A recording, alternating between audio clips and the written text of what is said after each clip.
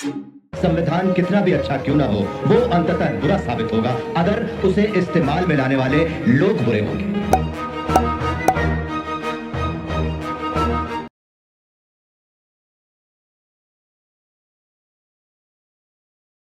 Voice of मानवता की इस न्यूज़ प्लेटफ़ॉर्म पर बहुत-बहुत स्वागत करती हूँ। इस चैनल से जुड़ने वाले सभी दर्शकों का बहुत-बहुत स्वागत है। साथ ही हमारे साथ आज के मेहमान बहुत-बहुत स्वागत है। अ, हम जिस तरीके से अपनी संविधान की सीरीज़ को आगे बढ़ा रहे हैं, आज हम अ, संविधान के मूल अधिकारों पर चर्चा करेंगे। ये जो प्रोग्राम है इसको स्पॉन्सर किया है रवि माहे अम्बेडकर जी और दिलबाग सिंह जी ने, जिनको बहुत-बहुत शुक्रिया। साथ ही हमारे ऑर्गेनाइज़र मेघराज सिंह जी को भी बहुत-बहुत धन्यवाद। संविधान की सीरीज़ का मकसद है समाज के जो लोग हैं, उनको संविधान के बारे में सरल शब्दों में हमारे वकीलों और अधिवक्ताओं की जो समझ है, उससे परिचित करवाना। तो आज हम उसी कड़ी को आगे बढ़ाते-बढ़ाते यहाँ तक पहुँचे हैं। तो मैं चा हम मतलब हमारा जो उद्देश्य है वो ये है कि संविधान जो है उसकी समझ हर व्यक्ति में हो और सभी के घर कुछ हो ना हो लेकिन संविधान की एक पुस्तक अवश्य होनी चाहिए। तो सर आज हम मूल अधिकारों की चर्चा करेंगे, जैसे कि हमने पिछले बार भी अ, अधिकारों के ऊपर बात की थी, तो हम फिर से उसी संक्षिप्त चर्चा से शुरुआत करेंगे कि आखिर अधिकार क्या होते हैं? अधिकारों की पृष्ठभूमि को हम फिर से समझने का प्रयास करेंगे ताकि सरल शब्दों में हम सब उसको जोड़ पाएँ अपने विचारों से। तो सबसे पहले मैं वानखेड़े जी आपसे विचार लेना चाहूँगी अधिकारों पे। जी। अधिकार का मतलब होता है कि जो हमने जो मानव प्राणी है, हम इंसान है, इंसान जन्म से लेकर मृत्यु के दरमियान जिन चीजों की आवश्यकताएं होती है जगने के लिए, जीवन जीने के लिए, उनको सारे राइट्स होना चाहिए। जैसे कि एक सुप्रीम कोर्ट के बहुत सारे जजमेंट में right to live, right to liberty, हमने सब प्रियम्बल ऑफ द कॉन्स्टिट्यूशन में जो बातें की थी वही एक्सप्लेन, वही राइट्स है। अब राइट्स क्यों, उसको अधिकार क्यों बोला जाता है कि ये का कुछ दूसरी भाषा में लोग बोलते हैं हमारे कुछ कर्तव्य है, एक राइट्स है। राइट को एनफोर्समेंट किया जाता है, मतलब लीगली कानून के माध्यम से उसको लागू किया जा सकता है। इसके लिए उसको लीगल राइट या कॉन्स्टिट्यूशनल राइट बोलते हैं या मौलिक अधिकार बोलते हैं। और इसीलिए उसको मूल अधिकारों में या फंडामेंटल राइट्स में उसकी परिभाषित किया गया है संविधान के अंतर्गत। ये हम आम भाषा में लोगों को समझा सकते हैं।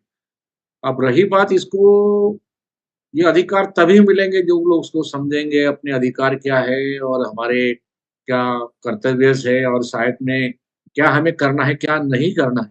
लेकिन अधिकतर लोगों को इन चीज़ों की जानकारी नहीं होती है। इसके लिए कोई भारत सरकार अलग से कैंपेन नहीं चलाती है। वकील लोग भी अपने जो लिमिटेड उनका जो काम होता है, जिस तरह के उनके पास प्रकरण आते हैं, उसे ही लिमिटेड में आईपीसीसीआर जो खासकर विचारण न्यायालय, जिसको लोग हम ट्रायल कोर्ट बोलते हैं, डिस्ट्रिक्ट कोर्ट्स बोलते हैं, इसमें इंडियन कॉन्स्टिट्यूशन के कोई भी आर्टिकल लागू नहीं होते हैं। इंडियन कॉन्स्टिट्यूशन के जो आर्टिकल्स है वो अधिकतर जिसके द्वारा इम्प्लीमेंट किया जाता है वो हाई कोर्ट और सुप्रीम कोर्ट है, क्योंकि वो कॉन्स्टिट्यूशनल मैटर वहां जाते हैं, जो आर्टिकल्स में जाते हैं वो इन्फोर्समेंट होते हैं। तो ये जो हमारे अधिकतर जो अधिवक्ता है, जो संसद द्वारा जो पारित कानून होते हैं, उसमें आईपीसी, सीआरपीसी, इंडियन एक्ट, उसको आजकल नाम बदल दिया, बीएनएस, बीएनएस और भारतीय न्याय संहिता कर दी, और वो बीजेपी शासन ने कर दिया, सारी चीजें वही बची है। तो वो एक उस तरह का जो क्राइम से संबंधित है, अपराध से संबंधित है, विवाद जिसको हम बोल सकते हैं एक दूसरे के प्रति, उसको लेकर सारी चीजें और प्रैक्टिसिंग होती है और फिर आगे जाके उसकी अपील होती है। तो मैं अधिकारों की जो बात करें तो ये अधिकार हम उस दृष्टिकोण से भी देख सकते हैं कि अगर किसी महिला के साथ कोई अधिकार है, उसके लिए कानून है भारत देश में। छेड़खानी का जैसे आप सुनते हैं, अन्य जो बात है, किसी प्रॉपर्टी हड़पने वाली बात है, या किसी ने किसी का मर्डर कर दिया या चाकू मार, तो उसके लिए पर्टिकुलर कानून बना हुआ है। तो ये एक वो राइट्स है किसका कि वो एफआईआर करा सके। तो ये एक इस राइट्स में देख सकते हैं जो इंडिविजुअल राइट्स होते हैं। और एक राइट होता है जिसको हम लोग कम्युनिटी राइट्स बोलते हैं, जो एक मानव होने के नाते जो मिलना चाहिए, जीने का अधिकार, वो स्वतंत्रता का अधिकार, स्वच्छ हवा मिलना चाहिए, स्वच्छ पानी मिलना चाहिए, पूरा प्रकाश मिलना चाहिए, एटमॉस्फेयर ऐसा हो कि वो एनवायरमेंटल मेंटली पीसफुल हम काम करने का अधिकार होना चाहिए। है ना? जैसे आप अधिकारों की बात करते तो डॉक्टर बाबा साहब अम्बेडकर को पानी पीने के लिए भी लड़ाई लड़नी पड़ी। पानी जानवर पानी पी सकते थे, इंसान पानी नहीं पी सकते थे। तो वो एक भी अधिकार की बात थी, इसलिए वो अधिकार पानी पीने का अधिकार हासिल करना पड़ा। क्योंकि वो पानी नहीं पिया उस तालाब को तो अभी तक मरे नहीं थे पूर्वज। ये उन्होंने कहा उस समय जो खासकर इस संदर्भ में हमको समझना पड़ेगा, बाबा साहब ने क्या कहा? आज तक हमारे पूर्वज या हम लोगों ने उस तालाब का पानी नहीं पिया तो हम लोग मरे नहीं हैं, जिंदा है। लेकिन हम लोग ये दर्शाना चाहते हैं दूसरे लोगों को कि यहाँ जानवर पानी पी सकता है, तो हम इंसान होने के लिए भी हमको इसका अधिकार मिलना चाहिए। इसलिए वो चौदार तालाब का जो मूवमेंट था, इस संदर्भ में भी एक आम भाषा में हम लोग उसको इंटरप्रिटेशन करके समझा सकते हैं। इसलिए वो राइट्स संविधान के अंतर्गत वो सारी चीजें मूलभूत अधिकारों में आए, अधिकार सभी तरह के राइट्स। जी। जी सर। हम अब मैम के पास जाना चाहेंगे जो अधिकारों की हमने अभी बात की सर से, तो उसी प्रकार जो अधिकारों की जो मूल अवधारणा है और कौन-कौन से प्रकार होते हैं, तो बहुत सारे यानी कि जैसे अभी हमने संवैधानिक अधिकारों की बात की, मौलिक अधिकारों की बात की, ऐसे ही प्राकृतिक अधिकार भी होते हैं। तो मतलब जो अधिकारों को हम बहुत तरीकों से क्लासिफ़ाई कर सकते हैं, तो इसकी जो मूल अवधारणा है, इसका ओरिजिन वो क्या है? जी मैम। सर ने तो बता ही दिया है, अधिकतर सारी बातें सर ने बता ही दी हैं। और रही बात और मूल अधिकारों की, तो मूल अधिकार तो पूरे है ही व्यक्ति के जन्म से लेके मृत्यु तक के। तो जैसे-जैसे वो बढ़ेगा वैसे-वैसे उसके अधिकार बढ़ते चलेंगे। और रही बात कि कौन-कौन से, अगर हमारे कॉन्स्टिट्यूशन में बोलेंगे कि मूल अधिकार कौन-कौन से हैं, तो मूल अधिकार हमारे धारा नहीं, आर्टिकल 13 से आर्टिकल 25 तक के हैं। शायद में 32 35 तक है। सॉरी, काफ़ी है ना, मार्केट से आए तो बिल्कुल अभी कर नहीं पाए कवर उसको। तो उसके अंतर्गत में हमारे जीने का अधिकार है, मतलब प्राण और देह स्वतंत्रता का अधिकार है, आपके समता का अधिकार हो गया। अगर सीक्वेंस बाय बताए तो सीक्वेंस में हमारी चीजें आ जाएगी पूरी। उसमें आ जाएगा आपका, सबसे पहले है समता का अधिकार, उसके बाद में आ जाएगा आपका इसके अंतर्गत स्वतंत्रता का अधिकार है, फिर प्राण एवं देह स्वतंत्रता का अधिकार आ गया। उसके बाद आ जाएंगे आपके गिरफ्तारी और निरोध का अधिकार। उसके बाद है आपका शोषण के विरुद्ध अधिकार। उसके बाद में सांस्कृतिक और वो धर्म आदि का प्रचार प्रसार करने के अधिकार के अंतर्गत आ जाती है। शिक्षा के अधिकार रहता है उसके अंतर्गत। उसके बाद में आपके आ जाएंगे आपकी और भी जो अधिकार है, अभी मैं पूरा क्लियर नहीं कर पा रही हूँ। तो ये सारी चीजें हमें आएगी जो हर व्यक्ति को चाहिए होता है।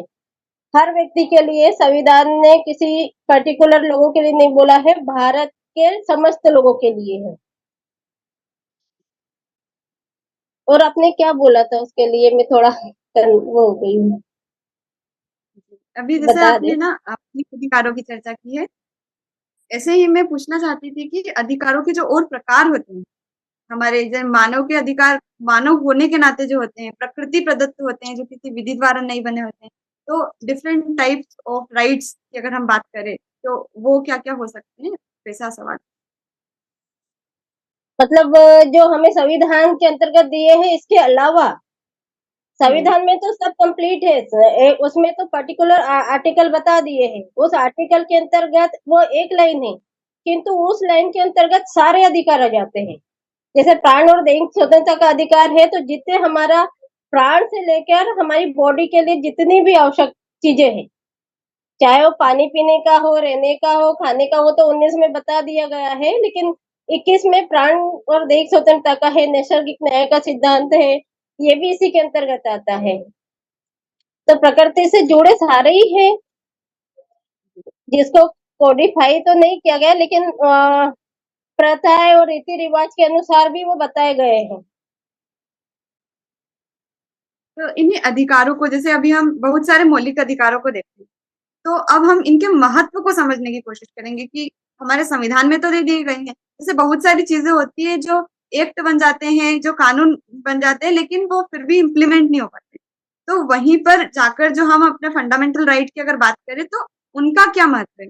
मतलब वो क्या इम्प्लीमेंट हो पा रहे हैं या नहीं हो पा रहे हैं? और अगर नहीं भी हो पा रहे हैं कुछ अधिकार, तो भी उनका अगर कुछ महत्व है तो हम उसको समझना चाहेंगे, क्योंकि हर बार जब हम बात करते हैं अधिकारों की तो व्यक्ति अपने मूल अधिकारों की बात करता है। अगर उसको कुछ बोलना है, अगर कोई धरना भी देता है तो वो बोलता है कि ये मेरा मतलब फ्रीडम है, मिली है मुझे संविधान के द्वारा। तो ये महत्व क्या है इन संवैधानिक मतलब मूल अधिकारों का? नहीं, नहीं। अधिकार के साथ-साथ कर्तव्य भी दिए हैं कि आपको कहाँ बोलना है, कहाँ नहीं बोलना है। अगर लोग इकट्ठा जमा हो रहे हैं, तो वो जमा किस उद्देश्य से हो रहे हैं वो देखना ज़रूरी है। क्या वो अच्छे कार्य के लिए है या फिर वो न्यूसेंस फैलाने के लिए है, तो वो एक अलग मैटर है। लेकिन अगर कोई हड़ताल का है, तो हड़ताल का अधिकार नहीं है कॉन्स्टिट्यूशन में। आप अपनी बात रख सकते हैं, उसके लिए परमिशन ले सकते हैं, लेकिन हड़ताल करने का अधिकार नहीं दिया गया है। और क्या-क्या महत्व हो सकते हैं हमारे मौलिक अधिकारों के? हमारे मौलिक अधिकारों के बहुत सारे महत्व है, वो तो मतलब ये मान के चलिए कि आपको हर महिलाओं के लिए हो, बच्चों के लिए हो या बुजुर्गों के लिए, मतलब मानव के जितने भी अधिकार है जो इसमें दिए गए हैं, उसके लिए अलग से संविधान में दिए गए हैं आर्टिकल, उसके तहत भी बहुत सारे कानून बन गए हैं जो महिलाओं से संबंधित है, बालकों से संबंधित है, मानव अधिकार अलग से बना हुआ है। जहाँ यहाँ जो चीजें कवर नहीं हो रही वो वहाँ चीजें कवर हो रही है। तो इसका महत्व तो यही है कि आपके जीवन से रिलेटेड जितनी भी चीजें हैं वो सब इसी में ही इंक्लूड है। जी मैम। अब हम इसी सवाल के साथ वानखेड़े जी आपके पास आना चाहेंगे। ये जो हमारे मूल अधिकार हैं इनके महत्व के ऊपर आप क्या कहना चाहेंगे? अधिकारों का महत्व जो आर्टिकल 13 से लेकर जो 18 तक आपने आज सब्जेक्ट बनाया हुआ है, इसमें सारा इंक्लूडिंग दिया हुआ है। ये मौलिक अधिकार जिसको हम फंडामेंटल राइट्स होते हैं, फंडामेंटल राइट का कोई भी अगर वायलेशंस करता है तो इसको एनफोर्समेंट रिट के द्वारा कॉन्स्टिट्यूशन का आर्टिकल 226 या आर्टिकल 132 के तहत हम सुप्रीम कोर्ट में जाके उसको एनफोर्समेंट करा सकते हैं, या दैहिक स्वतंत्रता का जैसे मैडम ने कहा आर्टिकल 32 में जाके एनफोर्समेंट करा सकते हैं। अगर इसका डीपली हम एनालिसिस विश्लेषण करते हैं तो सोशली यानी इकोनॉमिकल बैकवर्डनेस शब्द आता है आर्टिकल 14-15 में। आप देखते हैं कि अगर इस तरह की जिनको अभी तक भागीदारी नहीं मिली है मुख्य धारा में, जिसको शिक्षा और सामाजिक स्तर जिनका पिछड़ेपन का रहा है, एजुकेशनल एंड सोशली बैकवर्डनेस ये शब्द आया हुआ है, तो इसकी वजह से वो उनको वो बराबर लाने के लिए सारे जो बाकी जो आयोग मतलब जो लॉ बने हुए हैं, ये भागीदारी का मसला है। मतलब अगर दूसरी भाषा में हम करें कि शासन प्रशासन में हमारी हिस्सेदारी जनसंख्या के अनुपात में हमारी क्या हिस्सेदारी है? उदाहरण के लिए कि अगर भारत देश में आईएएस, आईपीएस के कितने पद हैं, तो उसमें क्या उस कम्युनिटी को पॉलिटिकल रिप्रेजेंटेशन मिला है क्या? अगर इतने जजेस हैं सुप्रीम कोर्ट, हाई कोर्ट में, या तो उनकी भागीदारी मिली ही क्या? क्या जितने यूनिवर्सिटीज़ के वाइस चांसलर है, क्या उसमें है क्या? जितनी ज़मीन है उसमें हम हिस्सेदारी है क्या? उद्योगों में हिस्सेदारी मिली है क्या? कितनी भागीदारी मिली है? तो ये सारा सवाल ये मौलिक अधिकारों में रिप्रेजेंटेशन से मतलब ये दूसरी भाषा में करेंगे लोग, जिसको एक दूसरा अर्थ निकालते हैं लोग, इसको अगर रिजर्वेशन बोलते हैं। रिजर्वेशन नॉट ए एम्प्लॉयमेंट, कानूनी भाषा में अगर संश्लेषण भाषा में समझा जाए तो reservation not a employment, not a job, this is a representation on behalf of our community. ये इसका डेफिनेशन, इसका एक्सप्लेनेशन आर्टिकल 14, 15, 16 में दिया गया है। आर्टिकल सर 17 एक जो और है अनटचेबिलिटी वायलेशंस की बात करता है ना? जी, पूछिए। मैं अपने प्रश्न का पर्पस बता देती हूँ, क्योंकि हाँ, जब भी हम किसी चीज़ की चर्चा करते हैं, तो अगर हम उसका महत्व को जान लेंगे, एक बार महत्व की चर्चा कर लेंगे, तो साधारण जनता ये समझ पाएगी कि उनके लिए उनके मूल अधिकारों का महत्व क्या है। उसके बाद उनके लिए ये समझना ज़्यादा आसान होगा कि आखिर हमारे मूल अधिकार क्या हैं और क्यों हम किन प्रकार से उनका उपयोग कर सकते हैं। तो पहले महत्व जानना ज़रूरी है। आप जानते हैं महत्व को, लेकिन हमें मतलब जनता के सम्मुख इसको रखना है, इसलिए सरल शब्दों में मैं आपसे अपेक्षा करती हूँ कि आप उसको एक्सप्रेस कर पाएँ। सरल शब्दों में अधिकारों का महत्व अगर मान के चलो कि एक उदाहरण के लिए बच्चा जन्म लेता है, बच्चा जन्म लेने के पहले से अगर एक उसके बात करें स्वास्थ्य के लिए, महिला का जो स्वास्थ्य है, स्वास्थ्य अभी बच्चा आया नहीं है, उसके गर्भ में जो बच्चा है माल न्यूट्रिशन से लेकर सारी जो चीज़ें हैं और जो बच्चा को स्वस्थ हेल्दी बच्चा गर्भ में भी होना चाहिए, इसके लिए भी वो सारे प्रोविज़न्स है और जो स्वास्थ्य विभाग है उसके लिए आशा वर्कर है, अन्य जो काम है उसका वेट करते हैं, वज़न करते हैं, उसको गाइड करते हैं और वो देखे ना बहुत सारे बच्चे कितने कुपोषित बच्चे पैदा होते हैं क्योंकि उनको वो चीज़ है, तो ये सारा लेकर यूनाइटेड नेशन और बहुत सारे ऑर्गेनाइजेशन इसमें काम करते हैं, तो वहाँ से राइट चालू होता है। इवन बच्चे का स्वस्थ जन्म, वो दुनिया में आए, तो वो जच्चा बच्चा दोनों स्वस्थ होना चाहिए, इसके लेकर भी सारा टीके और सारा टीकाकरण होता है, सारी चीज़ें हैं।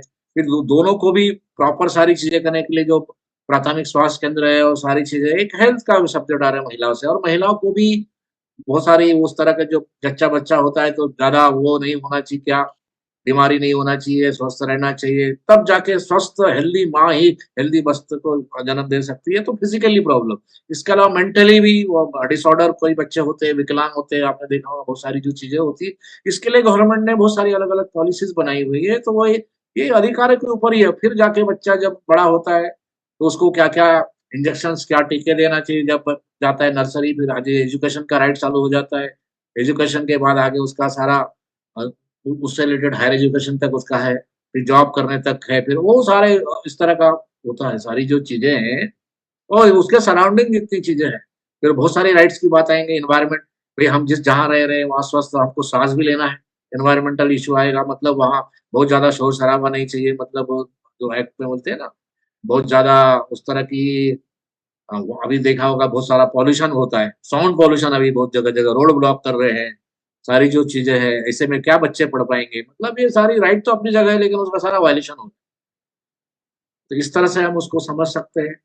रोड पे चलने का अधिकार होना मतलब बाकी तो राइट टू फूड जो बोलते हैं योजना चलाती है सरकार उसको इतना जो देना चाहिए, राइट टू फूड के हिसाब से जो सुप्रीम कोर्ट में कई जजमेंट आए हुए हैं, वो राइट टू फूड है, राइट टू लिव है, ये सारी जो चीज़ें हैं 2013 उसको में लेकर बनाए सारी बिल्कुल मतलब हाँ, भोजन का अधिकार है, जीने का अधिकार है, मतलब कोई अगर कोई बोले कि मैं अभी सुसाइड करना चाहता हूँ, तो उसके लिए कानून बना नहीं आप मर नहीं सकते, आपको ज़िंदा रहना है। उसके लिए भी कोई मृत्यु वो माँगते हैं मुझे इच्छा मृत्यु दे दो, बोले नहीं-नहीं कानून उसके लिए आड़े आता है। तो ये सारी चीज़ें हैं, वो सारे राइट्स में आते हैं, कोई आम भाषा में अगर जैसे समझाने की बात करें, है ना? अब ये वो सारी जो नए कानून में वो बातें भी आई कि भई कोई अब थ्रेटनिंग देते हैं, कि मैं प्रशासन ये नहीं कर रहा, मेरे सुनवाई नहीं कर रहे, तो मैं सोचूँगा मैं घासलेट डाल के मर जाऊँ, तो वो भी नहीं कर सकता। तो वो मतलब बहुत सारी इस तरह की जो चीज़ें हो रही है कि बैलेंसिंग पावर बोल सकते हैं कि वो आप बातें भी रखना है, उसको प्राण और दैहिक स्वतंत्रता भी चाहिए। इवन आप कैदी हैं, एग्ज़ाम्पल के लिए अगर हम जेल की बात करें, तो कैदियों के भी राइट्स हैं, उसको जेल मैनुअल बना हुआ है कि प्रॉपर उसको वो सारी चीज़ें मिलना चाहिए। ऐसा नहीं कि वो कोई जानवर की तरह कूड़े की तरह मारे-पीटे सारी चीज़ें, तो ह्यूमन मानव जो अधिकार है, उसको वहाँ भी मिलना चाहिए। कम से कम वो सारी जो चीज़ें हैं, जेल प्रशासन के द्वारा ये सारी बातें। इसलिए इस संदर्भ में मानव अधिकारों की हमारे बात देश में जी, नागरिकों के अलावा विदेशियों को भी दिया गया। जी, अभी हम मूल अधिकारों की चर्चा कर रहे थे जिसमें राइट टू फूड और राइट टू लाइफ हमने राइट टू स्पीच मतलब बहुत सारे राइट्स की बात की। लेकिन हमें कभी-कभी देखने को मिलता है कि ये राइट्स मिल नहीं पाते सबको। यानी कि सभी को खाना नहीं मिल पाता है प्रॉपर, सभी बोल नहीं पाते। तो आपको क्या लगता है कि इनको लागू करवाने में मतलब क्या-क्या चुनौतियाँ हमें फेस करनी पड़ती है या कौन-सी चुनौतियों के कारण हम उनको लागू नहीं कर पाए हैं आज? बहुत सारी चीज़ें लागू हुई हैं, लेकिन फिर भी बहुत कहीं न कहीं लूप होल्स हमें देखने को मिलते हैं। लागू तो सब चीजें हो गई लेकिन लोगों को इसका ज्ञान नहीं है, इस कारण से वो अपने अधिकार स्वयं नहीं ले पा रहे हैं।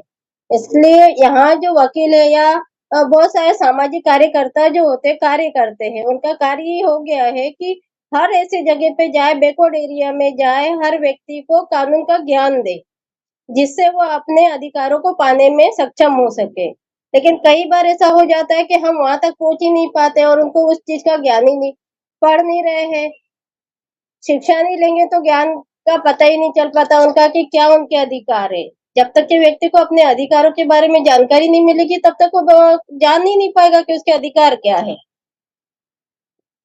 अगर हमारे भारत में अगर देखते हैं तो गरीबी ज्यादा है, प्रलोभन तो बहुत है और योजनाएं भी बहुत चल रही है, लेकिन ये योजनाएं कहाँ तक लागू हो रही है इसका डाटा नहीं है अभी तक के, क्योंकि आम जनता तक इसकी योजनाएं जा ही नहीं पाती। आज के डेट में इंटरनेट का है, सबके हाथ में मोबाइल है, लेकिन वो इंटरनेट पे क्या सर्च कर रहे हैं ये पता ही नहीं उनको कि उनके अधिकार कहाँ है और क्या चीजें देखना है। एक गरीब व्यक्ति है जो बिल्कुल कुछ जान नहीं रहा है, भिक्षा मांग रहा है वो, उसको ये नहीं मालूम कि वो काम कर ले तो उसको उसका अधिकार मिल जाएगा, वो अपने काम का पैसा लेगा, लेकिन उसको आदत डाल दी भिक्षा मांगने की, तो भिक्षा मांगना अपराध है। इस पे सरकार कुछ नहीं कर रही है, भिक्षा मांगने दे रही लोगों को, तो कानून का वायलेशन जनता तो करती है, लेकिन सरकार खुद भी कर रही है। जहाँ शराब नहीं बिकना चाहिए उस एरिया में शराब की दुकानें लग रही है, तो लोग शिक्षा से दूर होते जा रहे हैं। ना माता पिता शिक्षा कर पा रहे हैं, उनका देखे देखी बच्चे भी नहीं पढ़ पा रहे, तो इस तरह से वो अपने अधिकार तो जान ही नहीं पा रहे ना। क्योंकि कोई पिता अगर अपने बच्चों को, छोटे छोटे बच्चों को शराब लेने दुकान भेजेगा तो उसको वही आदत पड़ेगी, तो वो पढ़ेगा कब, उसको अधिकार कहाँ मिल रहा है। उसको तो यही मालूम है कि पिता मारता है, 2 डंडी देता है, यही अधिकार और ये कर्तव्य है कि उनकी सेवा करे, दारू ला कर दे। तो अधिकार तो बहुत सारे हैं और सब लागू भी हो रहे हैं, लेकिन व्यक्ति जागृत होगा तो अधिकार पा पाएगा, और अगर व्यक्ति जागृत नहीं है तो उसको किसी अधिकार की कोई जानकारी नहीं है। तो इसलिए कई संस्थाएं चल रही है, कई समाज सेवाएं कार्यकर्ता कार्यक्रम कर रहे हैं। मैडम मैं सॉरी, मैं लेफ्ट हो रहा हूँ, इधर मीटिंग चालू हो गई है ना, सॉरी, है ना, मीटिंग से लेफ्ट हो रहा हूँ। हाँ, तो इसी तरीके से सारे अधिकारों से वंचित लोग हैं, उनको उनके अधिकार अगर दिलाना है तो उनको जागृत करना पड़ेगा। जी टीना मैम। आपकी बातों से एक क्रक्स पॉइंट जो निकल कर आया है, जैसे चुनौतियों की हम बात कर रहे थे कि मूल अधिकारों को लागू करने में क्या चुनौतियां हैं, तो सबसे बड़ी चुनौती जैसे आपने बताया, और वो है भी सही, कि लोग अपने अधिकारों के बारे में जागरूक नहीं है, यानी कि शिक्षा का जो गैप रह जाता है, जो उन्हें जागृति नहीं मिल पाती है वो। तो मुझे लगता है जो अपना ये प्रोग्राम है, ये इस दिशा में एक सकारात्मक कदम है, जो समाज के लोगों को उनके अधिकारों के बारे में और संविधान के माध्यम से जो राज्य और नागरिकों को कर्तव्य दिए हैं, उनके बारे में जागरूक बनाने का प्रयास करेगा। तो इससे जुड़ने के लिए आप भी इसीलिए आए होंगे, ताकि आप भी समाज में वो चेतना, वो जागृति को फैला हाँ, पाएँ। बिल्कुल, हम जब वैसे जाते हैं काम ही है। छोटे-छोटे एरिया में, जी मैम, हम लोग जब जी। जाते हैं छोटे-छोटे एरिया में जाते हैं, संस्थाओं के माध्यम से भी जाते हैं, तो देखते हैं लोगों की स्थिति अच्छी नहीं है। कई जी। नाबालिग छोटी-छोटी बालिकाओं पे दूसरे लोग 10-20 रुपए देकर उनकी लाइफ से खिलवाड़ कर रहे हैं। आज भी ये स्थिति है, शहर से थोड़ी सी दूरी पर आप देखिए, 8-10 किलोमीटर की दूरी पे छोटे-छोटे गाँव हैं, उन गाँव में भी शिक्षा है, लेकिन उसका उपयोग ही नहीं है। उपयोग ही नहीं है, लोग पढ़ नहीं रहे, या ये मान के चलिए टीचर सही से पढ़ा नहीं रहे, वहाँ के शिक्षक ध्यान नहीं देते। कई शिक्षक हैं जो दारू पी के जाते हैं, शराब पी के जा रहे हैं, तो बच्चों को क्या सिखाएँगे? जागृति होना चाहिए, इसके ये लिए पहले तो सरकार को ही आगे बढ़ना इसका चाहिए। जी, जी मैम, शिक्षा स्तर को वही सुधारना है। हाँ, ये सुधारना बहुत ज़रूरी है। शिक्षा का स्तर सुधारने की बजाय अभी तो और ज़्यादा वो कर दिया है कि कौशल सिखाकर 8वीं 10वीं के बाद बच्चे अगर कमाने में लग गए तो आगे की शिक्षा ही नहीं कर पाएँगे। जब पैसे की लालच आ जाती व्यक्ति में तो आगे की शिक्षा ही नहीं कर पाते हैं वो। फिर उनको एक ही चीज़ दिखती है कि हाँ, हम इतना कमा लेंगे, हमारी एक ही चीज़ हमने सीख ली, वो कौशल ही हम दिखा देंगे, आगे की शिक्षा ही नहीं ग्रहण करेंगे तो बड़ी चीज़ों के बारे में पता ही नहीं चलेगा। तो ये तो सामाजिक स्तर पे बहुत स्तर गिराने वाली बात है ये। अभी हमने एक चुनौती की तो बात कर ली, लेकिन एक ही चुनौती तो शायद नहीं रही होगी, क्योंकि जैसे सभी को पता है कि समानता का अधिकार मिला हुआ है, लेकिन वो कहीं न कहीं मिल नहीं पाता है। लोग लड़ते हैं तब भी बहुत सारी जो अधिकार है, उनमें से बहुत सारे अधिकार नहीं मिल पाते किन्हीं-किन्हीं लोगों को। तो उनमें कहीं-कहीं प्रशासन भी मतलब ज़िम्मेदार हो सकता है, या और क्या मतलब और कौन इसके लिए ज़िम्मेदार है या चुनौती है? तो और अगर आप कुछ इसके बारे में बता पाएँ, अगर हो आपको लगता हो?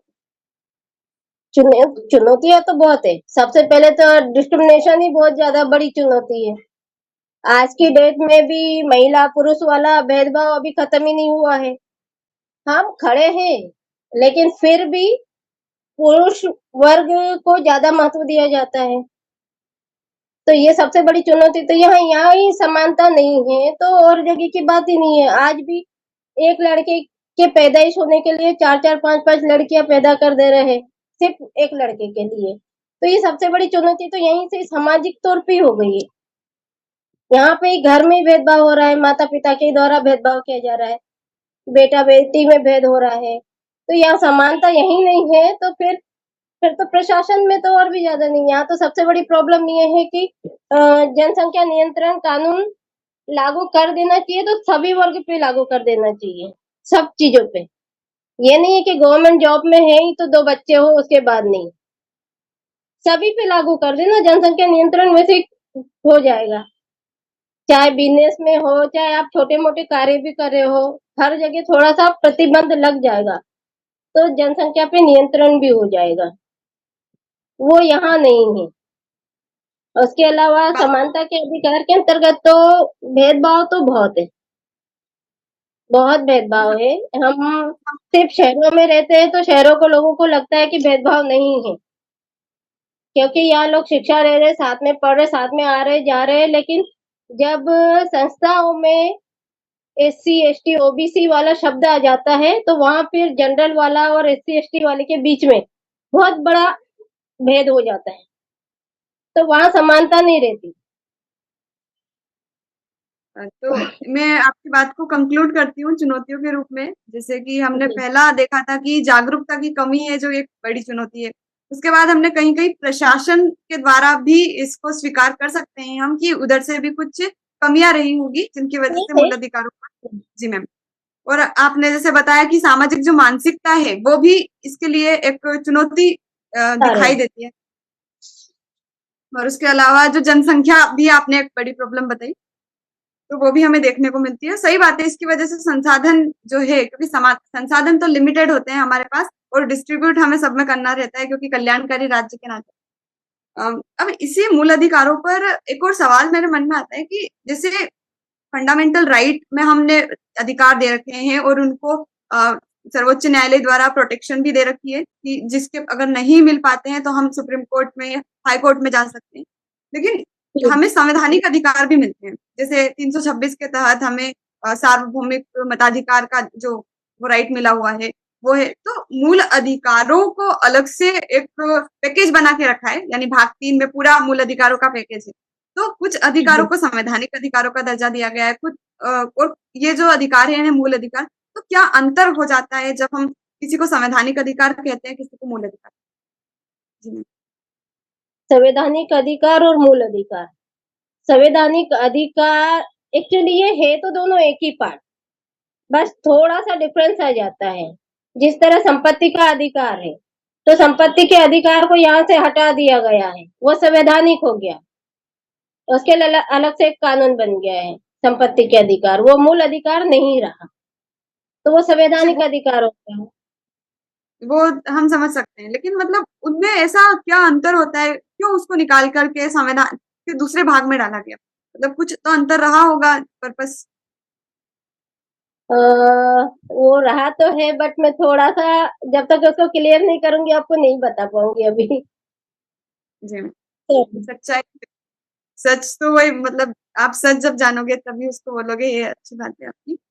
हाँ नहीं, एक सच और तो है उसमें, लेकिन उसमें एक्चुअली ये है कि जो संवैधानिक अधिकार के अंतर्गत और भी जो चीजें आ जाती है दूसरी, जो मूल नहीं हो सकती, प्रॉपर्टी जो है वो फोर फादर से होते हुए भी आती है, अपने फादर ने जो कमाई वो भी रहती है, तो वो मूल अधिकार के अंतर्गत कैसे चली जाएगी? अगर उनके बच्चे हैं, उनके पास आ रही है, जा रही है, वो एक स्थिर चीज तो है नहीं, वो चलती हुई चीज है। लेकिन हमारा खाना खाना है, हमारे जीवन की सुरक्षा है, ये तो मूल अधिकार है। हमारे जीवन के लिए क्या क्या आवश्यक चीजें हैं वो मूल अधिकारों में आ गई, लेकिन वो कुछ चीजें ऐसी भी है जो संवैधानिक हो गई है, जिसको अलग कर दिया गया है, तो है तो आप उसमें थोड़ा। मैं नेक्स्ट टाइम में आपको जरूर बता दूंगी। सकते हैं कि जो मूल अधिकार होते हैं वो ज्यादा व्यक्ति के जो फंडामेंटल जो विकास होता है उसका, उसके लिए ये ज्यादा अनिवार्य तौर पर मतलब आवश्यक रहते हैं। लेकिन जो संवैधानिक अधिकार है वो आगे के राइट हैं, इनके बाद उनका नंबर आएगा, शायद हम ऐसा कह सकते हैं जहाँ तक मुझे लगता नहीं, बिल्कुल आप सही कह रहे हैं कि मूल अधिकारों के बाद ही उनके महत्व तो वो है कि जो उसको इसको सपोर्ट करते हैं। मूल अधिकारों को संवैधानिक अधिकार सपोर्ट करते हैं कि आपकी लाइफ को और आगे कैसे बढ़ाई जाए। ये है। अब मैं इसमें जी। हम कह अ, अब हम जैसे हमने मूल अधिकारों की जो पृष्ठभूमि उसको समझा है कि मूल अधिकार क्या है और उससे रिलेटेड बहुत सारी चीजों को हमने जानने की कोशिश की, उसके महत्व को भी जानने की कोशिश की, उसकी चुनौतियों को भी जानने की कोशिश की। अब एक और इस पर हमारे देश में जो मूल अधिकार है, ऐसे ही मूल अधिकार को अमेरिका के संविधान में भी दिया गया है। तो क्योंकि भारत अपनी हर चीज में यूनिक रहा है, यहाँ पर हम जैसे संघात्मकता की बात करते हैं, तो जो दूसरे देशों की संघात्मकता है और यहाँ की संघात्मकता है वो अलग है। जो यहाँ का जो लोकतंत्र है वो भी अलग है, यानी भार भारतीयता रहती है इसके हर अवधारणा में। तो मैं ये मूल अधिकारों के संदर्भ में आपसे जानना चाहूंगी, मूल अधिकारों की क्या विशेषताएं हैं? भारत के मूल अधिकार जो है उनमें कुछ अलग खासियत है या फिर मतलब इनमें विशेषताएं हम क्या कह सकते हैं? भारत के मूल अधिकार और देखिए अमेरिका के तो मैंने अभी मूल अधिकार नहीं पढ़े हैं, वो जी, लिए तो है हमारे यहाँ, लेकिन भारत के जो है अधिकार वो यूनिक इसलिए है क्योंकि बाबा साहब ने पूरा सर्च करके पूरी रिसर्च बनाई, सर्च करा जी, और उसके बाद भारत की स्थिति परिस्थिति देखते हुए इन अधिकारों को संविधान में लाया। क्योंकि यहाँ की स्थिति बहुत खराब थी पिछले 1000 साल से यहाँ बहुत ऊंच नीच की भावनाएं ज्यादा रही है, जिसको इक्वल कर पाना बहुत मुश्किल था, आज भी मुश्किल है। लेकिन इन अधिकारों के माध्यम से कम व्यक्ति अपने आप को खड़ा तो कर पा रहा है, अन्यथा वो भी नहीं कर पाते क्योंकि जी, एससी एसटी ओबीसी का तो यही कह सकते थे कि इनकी स्थिति बहुत खराब थी, इनको शिक्षा का भी अधिकार नहीं था, इनको पानी पीने का अधिकार नहीं था, ये किसी के दरवाजे से नहीं जा सकते थे, जाएंगे तो वो पीछे झाड़ू और गले में हांडी टांग के जाएंगे। तो ऐसी स्थिति में होने के कारण भारत की स्थिति बहुत पिछड़ी हुई थी। तो ऐसी स्थिति में तो बाबा साहब ने पूरा संविधान को बनाने से पहले पूरा सर्च किया, उन्हें तो जिंदगी जीकर आए और उनको मालूम था कि कहाँ कितने अधिकार कैसे होना चाहिए। और ये सारे अधिकार बाहर से तो नहीं लिए गए हैं, ये तो हमारे यहाँ की प्राकृतिक स्थिति से भी आए हुए हैं। जी। तो ये विशेषताओं के संदर्भ में जहाँ तक मतलब मैं जो विशेषताएं समझती हूँ उन पर आपकी व्याख्याएं चाहूंगी। जैसे एक विशेषता तो ये मैंने शायद पहले भी इसका भी थोड़ी देर पहले जिक्र किया था कि हमारे देश में जो मूल अधिकार दिए गए हैं वो न केवल नागरिकों को बल्कि आपकी आवाज विदेशियों को क्लियर भी नहीं। मिले हुए हैं। जैसे जी, मेरी आवाज हेलो। नहीं आ रही आपको? हाँ, वो जी, कट हेलो। कट के आ रही। हाँ। अब अब प्रॉपर आ रही है? हम्म, मैम सुन पा रहे हैं आप? हाँ हाँ बोलिए। जी, जैसे कि मैं विशेषताओं को मतलब जो विशेषताएं मुझे लगती है अपने मूल अधिकारों की, उन पर मैं आपकी व्याख्याएं चाहूंगी कुछ कि वो सही है या नहीं। जैसे हमने कुछ मूल अधिकारों को विदेशियों के लिए भी रखा हुआ है।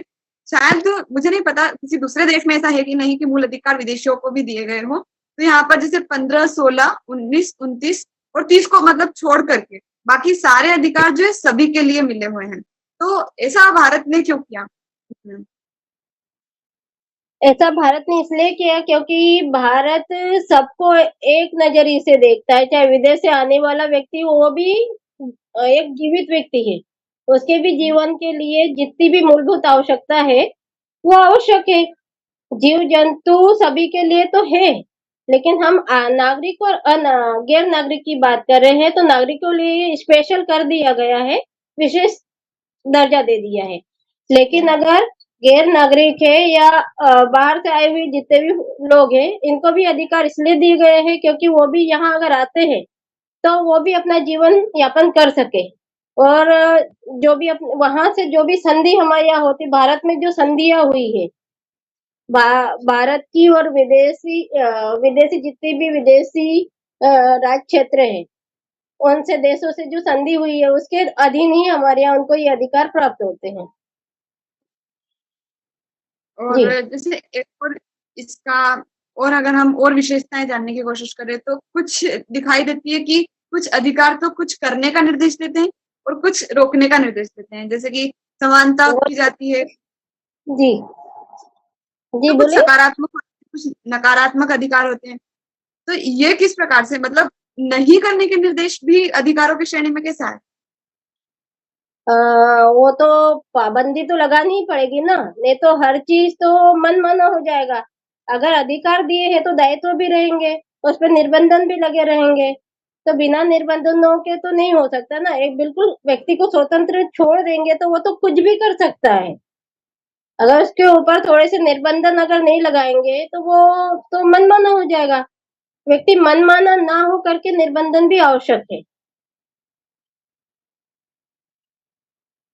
अब जी हम धन्यवाद इसके लिए। और अब जैसे हम अधिकारों के जब भाग में प्रवेश करते हैं, भाग 3 में, तब हम 12 आर्टिकल 12 से शुरुआत करते हैं। तो जी आर्टिकल 12 में राज्य की परिभाषा बताता है। तो राज्य जी की परिभाषा क्या है? यानी कि संविधान में एक विशिष्ट परिभाषा उसकी दे रखी है, उसका क्या आशय है? आपकी आवाज किसे क्लियर राज्य नहीं कहते हैं? होती है। अभी भी नेटवर्क नहीं आ रही इशू। है आप? वो कट रही है आवाज, कभी गायब हो जाती है। नेटवर्क इशू होगा। अभी आप प्रश्न समझ पाए मेरा? नहीं, आप रिपीट कर दीजिए प्लीज।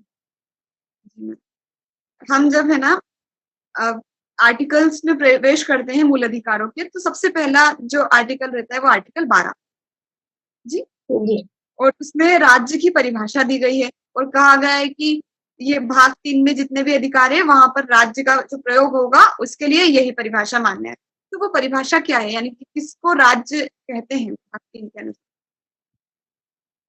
राज्य किसको कहते हैं, तो इसमें तो आप ये देख लीजिए कि अगर हम भारत के परिप्रेक्ष्य में देखते हैं तो भारत में संसद, भारत सरकार और संसद होगी।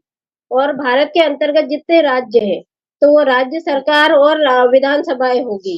विधानमंडल होंगे, विधानमंडल, कहीं विधानसभा भी है, कहीं विधानमंडल भी, मतलब परिषद विधानमंडल ही आएगा उसमें। उसके बाद स्थानीय होंगे और अन्य प्राधिकारी होंगे।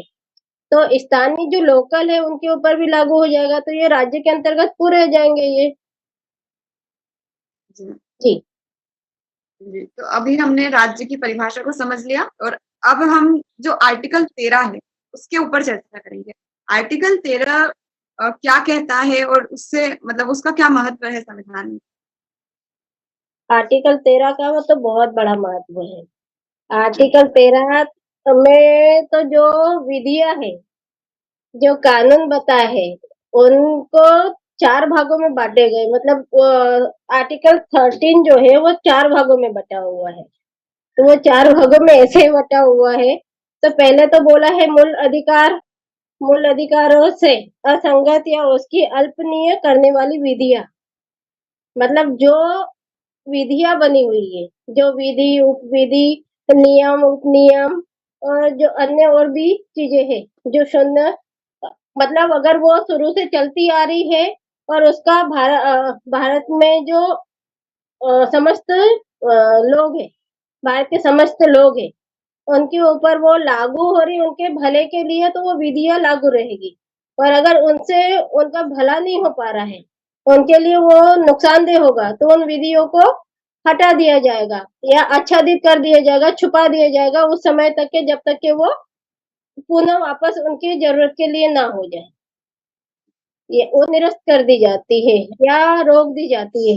इस तरह है आर्टिकल 13 में। बाकी और भी बहुत सारी चीजें हैं, जैसे 368 की, आर्टिकल 368 की बात करते हैं, संशोधन की बात करता है। हाँ, आर्टिकल 13 में संगत और अल्पीकरण की बात करी है।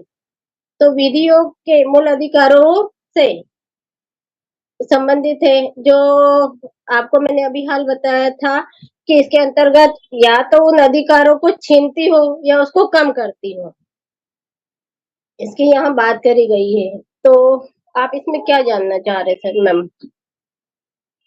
जैसे है ना, ये बोला जाता है कि आर्टिकल 13 से ही न्यायिक समीक्षा की शुरुआत होती है। तो किस प्रकार से न्यायिक समीक्षा को हम इससे जोड़कर देख सकते न्यायिक समीक्षा से जोड़कर देखता है।